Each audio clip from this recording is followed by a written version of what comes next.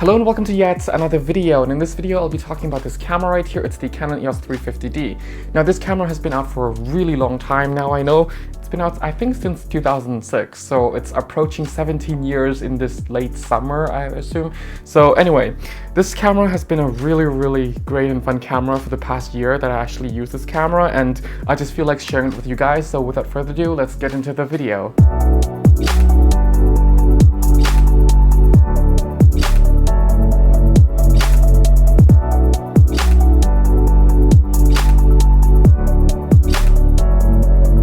So the Canon EOS 350D, now this camera has been out for a little while now. I know it doesn't blow any cameras out of the water.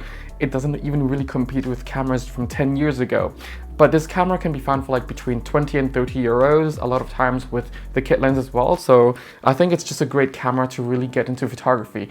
Now this video is not really a review video, but rather a video about my thoughts on this camera, because I'm sure there are a lot of videos out there like telling you the reviews, the specs of this camera, and you can find it in a lot of forums. And anyway, it's a really simple camera, and that's one of the things I like about it, but it also means that yeah, you can pretty much read the specs within 2 minutes or even 1 minute out there on even Wikipedia. So yeah, in this video I'm just going to tell you the positive, the pros and cons from the ergonomics, the usability side of this camera, as well as the image quality, and then pretty much into the conclusion of the video. So for the first part, which is the ergonomics, the usability, the operational side of things, well, this camera is very simple put together. Everything is plastic. It does feel a little bit plasticky, but that also means it's pretty light.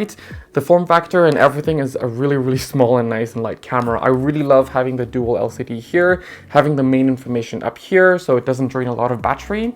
The battery on this camera is actually really small, but because this camera doesn't really use a lot of power, simply because it really only uses a lot of power when you're clicking and shooting photos, and you're not really looking through the viewfinder, sorry, the LCD over here for the live view feed. That means it doesn't really have to consume a lot of power. So I've pretty much been using the same battery for the past 2 weeks without actually changing it, and it's actually at its last bar. I've been using this camera since last year, and the battery seems to actually not really degrade that much. So it's really saying a lot about this camera, the power consumption, but that also means it's really fun to use. Now this camera has a really simple layout, and because the features in this camera is very limited, it also means that every buttons here are pretty much dedicated to a lot of the main functions, settings that you really want to access on a general basis. Let's say if you're like in aperture priority or any of the manual modes, if you want to access something like your ISO, just press ISO here, and then it will just lead you to the ISO menu.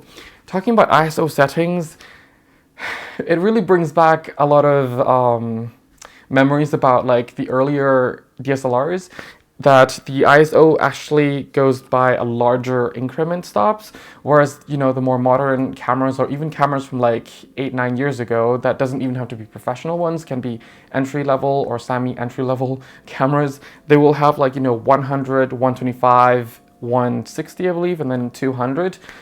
So they're like third of a stop, and this is just like a full stop.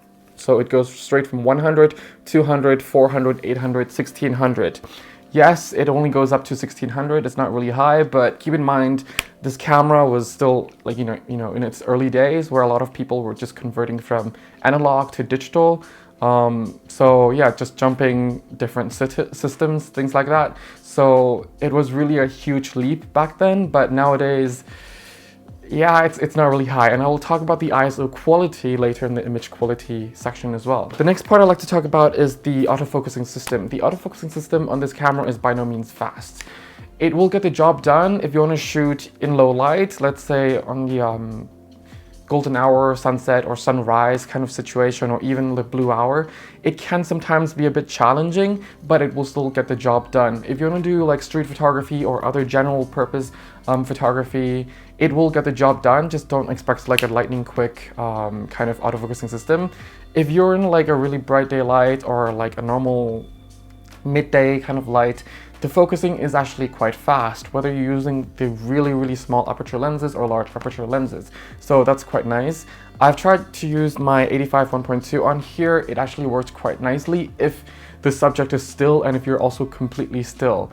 Because with the shallow depth of field, for any camera, it's actually very, very hard to focus. But you know, this is an extra old camera, so if you're using any really shallow depth of field lenses, it will be challenging anyway. Yeah, so I don't really recommend shooting a lot of fast moving subjects. If it's just like a general moving subject, like if someone's just walking in a normal pace, then using a lens like f2.8 or f4 will be better than like 1.8 or f1.2. So yeah. The autofocusing points in this camera is only 7 points inside. That being said, if you're using it for general purpose photography, you can really get around it. Yes, modern mirrorless cameras will have like over hundreds of autofocusing points, or modern DSLRs will have over 60 focusing points, but to be honest, you don't always need that much. And if you're doing kind of general photography, I think the 7 points system is okay. I actually started photography with a Nikon camera, but then when I got serious, I started with the Canon cameras, and my first Canon cameras also had the 7-point system, which is the 1000D right here. This actually it's kind of very, very similar to this, but yeah. Oh, by the way, the grip originally is this kind of matte finish, but on this camera, it's been so old, and the previous owner pretty much scratched all the matte kind of covering off, and now it's just really glossy, and I feel like this is actually nicer. I don't know, it's less slippery to hold, whereas this, it's matte, it's not really slippery in terms of texture, but for some reason this is just I don't know, it feels grippier. It doesn't really make any sense, but yeah, it also feels plasticky, but in the same time grippier, if that makes sense. Anyway, so let's talk about ports. It's nothing much. It's only video out, remote, and digital out. It's all very simple. But what I find really, really cute, well, in my opinion, it's kind of cute, is they really made a big deal and a lot of promotions about the USB 2.0. Because the original 300D, this was with the USB 1.0. This was back in the days where 1.0 was the standards, and the USB 2.0 was just started to like promote in the camera to transfer images from the camera to the computer to be much, much faster. So yeah, it's kind of weird looking at now, because I'm using cameras with also like USB ports, well, USB-C ports like the EOS R, the USB 3 port like the X-T3 that's filming me right now. So it's kind of like, yeah, USB 2.0, that was a long time ago. And to see a camera that just first came out with the USB 2.0 port, it's kind of, wow, makes you realize how far technology really has come along. So yeah, but you know, this camera only has 8 megapixels, so transferring the images from the camera to the computer doesn't really take that long anyway. So even if you have a lot of images, like 300-400 or even 800 images, it really doesn't take long at all, even if you shoot RAW. So yeah, and talking about shooting RAW and JPEGs, this camera, to fill out the buffer if you're shooting a lot of RAW, it only takes up to 4 images per buffer, and then it slows down. And this camera shoots at 3 frames per second, by the way, so pretty much after a second-ish, it will just start to slow down. In terms of JPEGs, you can get up to like 14 JPEGs, I believe, and that's quite a few seconds longer, but you know, it's nothing to brag about. More modern cameras can do like 40, 50 JPEGs. Many newer entry-level cameras can also do continuous JPEGs without any count of buffer, any buffer limits. So yeah, it's mind-blowing. It's 8 megapixels. It can only do 4 RAW per buffer before it slows down. So yeah, we really came a long way. And talking about speed, in terms of navigating through the menus in the camera and also through the images in the camera, it's actually really, really fast, because once you have the image loaded, which doesn't take really long, it kind of works instantly. We do take this for granted nowadays, but back in the 300D days, when you press per image, it just goes black screen and then it loads, black screen and then it loads. It doesn't really load instantly like the more modern cameras or even cameras from like 10-12 years ago. So it's kind of amazing to see such a huge difference between the two systems as well. And talking about the two systems, let me just show you the 300D just for fun. Look at the grip of that thing. It's really huge compared to the more modern entry-level camera system from Canon, well, the DSLRs at least. So if you just look at the size of the grip, it's just so much bigger on the 300D. And the controls are actually pretty much identical. It's just everything is kind of wider, bigger, and grippier, if that makes sense. But I kind of like the size of the 350D more, the form factor, everything. It's just a much nicer and more fun size to use, in my opinion. But you know, this is very, very subjective. Another positive thing, well, to me, I don't really use this feature a lot, is the flash system. So if you just fire the flash up, you'll just see that the flash is actually quite high and a little bit further away from the actual lens itself. If you're into flash photography, this is actually really nice, especially if you're shooting portrait, because it will reduce that red eye effect. So the closer the flash is to the lens and the lower it is, the more red eye it will be, like, possible. I don't know how you really call it, but yeah, it's easier to get red eye if the lens is really closer to the flash. But the flash just pops up pretty high and also kind of further away from the lens. I'm not saying it won't happen. It will still happen because this camera doesn't really have red eye correction in the system. I think that came later, maybe the 450D and the 1000D kind of started that, I'm not sure, but it definitely came much later than this camera. So yeah, at least it's pretty good that the flash is still kind of further away and quite high. That being said, if you're using it, you most likely still have to go through the process of Photoshop, Lightroom, or other softwares that you're using to correct your red eyes or process your images. So yeah. Oh, and one last thing that I really, really like and I use a lot is the depth of field preview. If you use it, it kind of gets darker and also shows you the more precise depth of field you're getting in the viewfinder. And it's just really nice.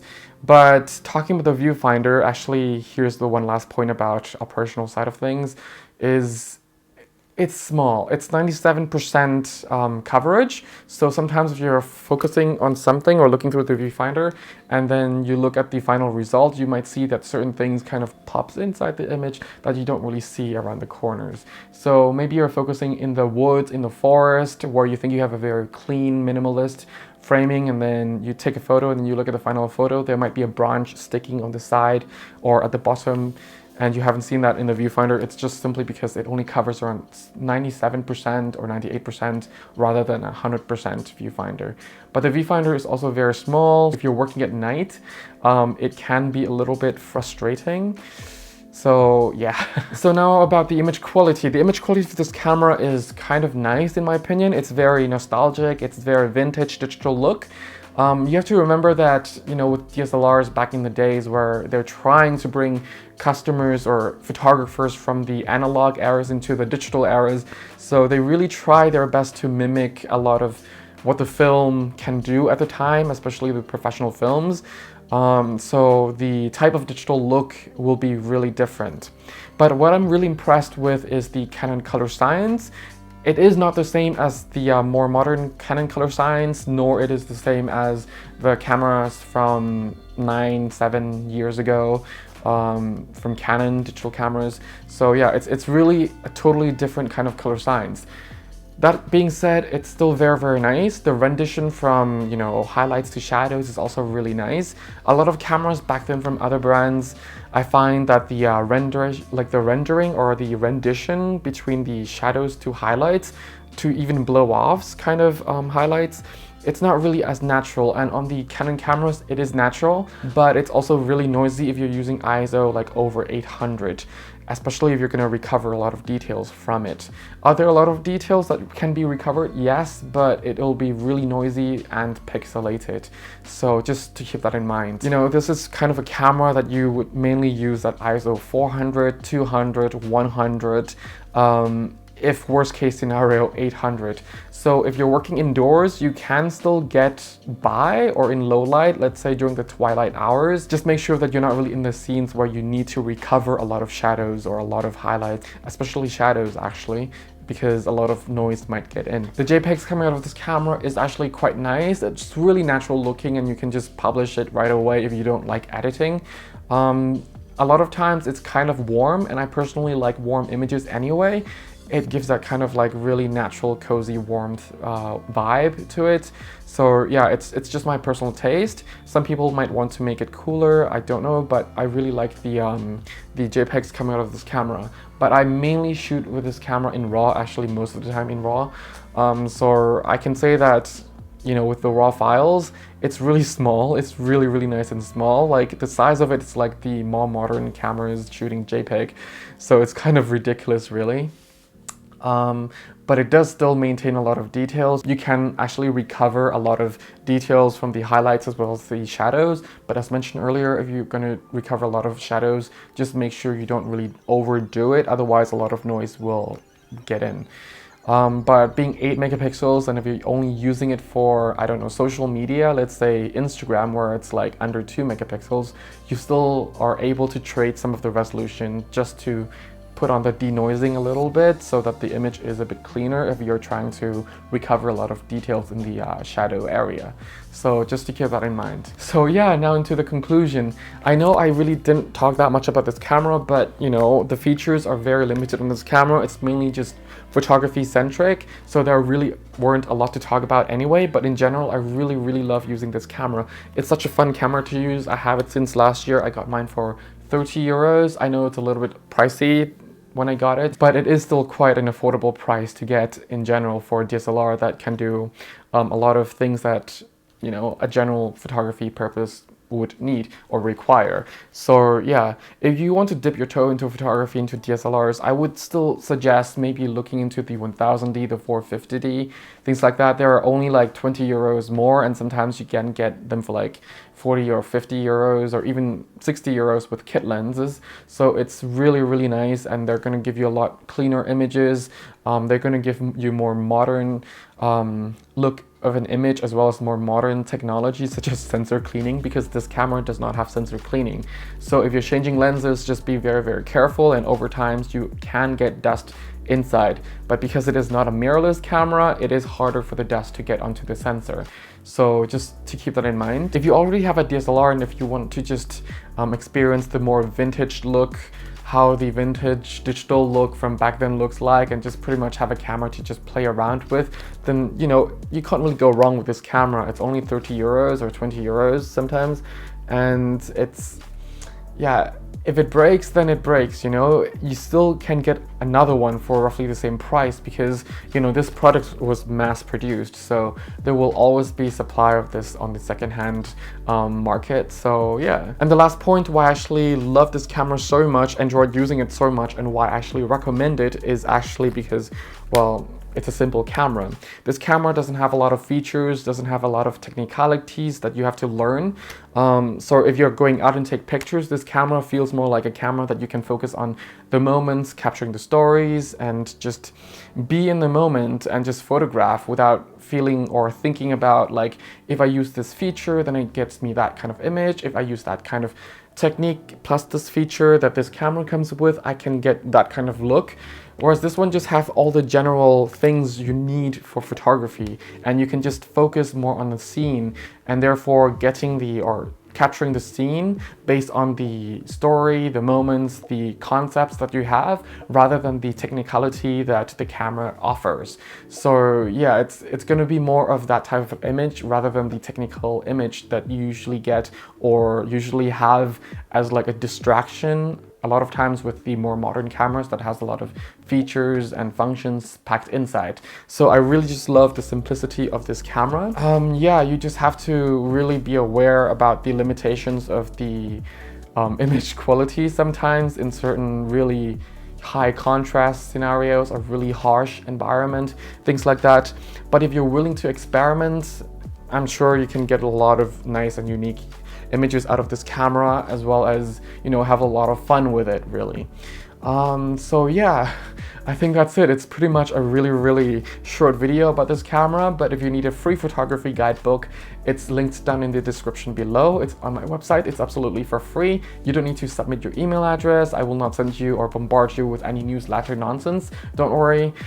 Yeah, thank you very, very much for watching. If you need anything, if you have a question, feel free to leave them down in the description below, or in the comment section below. Otherwise, yeah, stay safe, have fun shooting. Bye for now.